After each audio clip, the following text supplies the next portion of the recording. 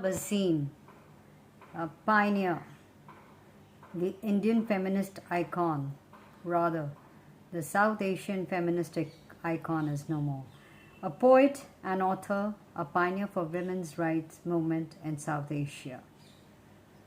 She was a fighter to the last, even before she went away.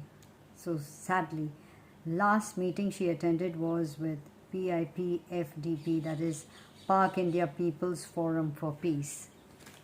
And in today's Indian Express, that is on page 11, Monday, September 27, 2021, it's Urvashi Butalia's write-up that caught my attention.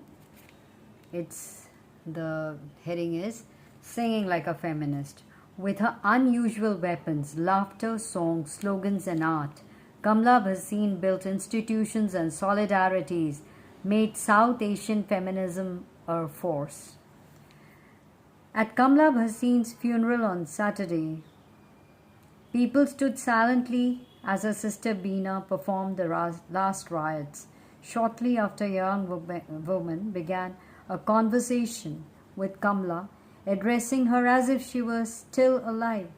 Words turned into songs, and soon the entire gathering of feminist activists, working class, elite, religious, non-religious, old, young, and others whose lives Kamla had touched, broke into song.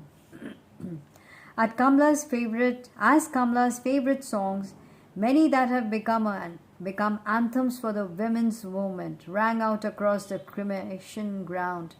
People tapped their feet, clapped their hands, swayed to the rhythm, and then gradually fell silent. It was some 40 years ago that Kamla Bhasin arrived on the feminist scene in Delhi. In one of her early encounters at an anti-dowry protest, she brought along her husband and daughter, at that time an infant, and they soon became a constant feature of our marches, she writes, Urvashi Butalia. Then she says, later in our street play, Om Swaha, she became the Sutradhar, energetically sounding the Damaru, laughingly making up nonsense rhymes to invite bystanders and curious onlookers into the play, disarmingly making spontaneous comments on now a shirt, now a dupatta, making them feel special. I think it was perhaps that moment that turned her into the ace communicator she was to become later in life, talking with equal ease to a grassroots worker or an international official. At the time, she had a day job with a food and agricultural organization, and her offices were located inside the UN building in Delhi, an unlikely locale for a woman who was much more at home, spinning and rocking on her feet in the streets.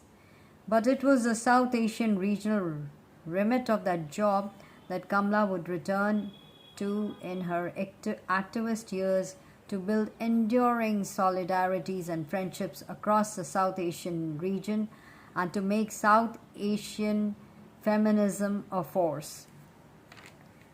She did this through a formidable and unusual arsenal of feminist weapons: laughter, joy, friendship, songs, slogans, art and dance, books, and so much more. She organized, often with the dancer Chandralekha, some of the early feminist poster-making workshops.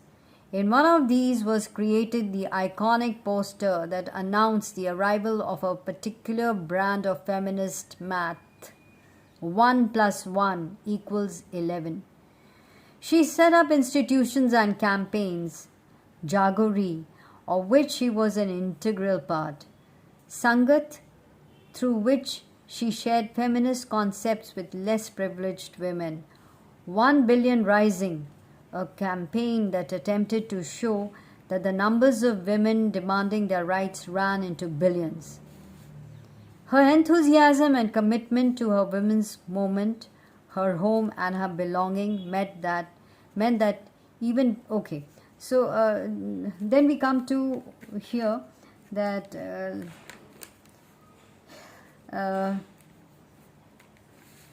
in our patriarchal world, the passing of a feminist life is rarely seen as a loss to society. In the last few months, we have seen several such departures, writes Urvashi Butalia. One is Gail Omved, without whose writings and activism our understanding of caste would have been so much poorer. Then Sonal Shukla, who, like Kamla, made fun, reading, song, dance, and learning the central plank of her work. Then Rati Bartholomew, who gave her life to theatre, and of course Kamla herself. They leave behind a world, more specifically the world of the women's movement, both enriched and impoverished, enriched by the lives they fully and generously gave to it, and impoverished by the loss of so much more that they had to give. The writer is publisher Zuban.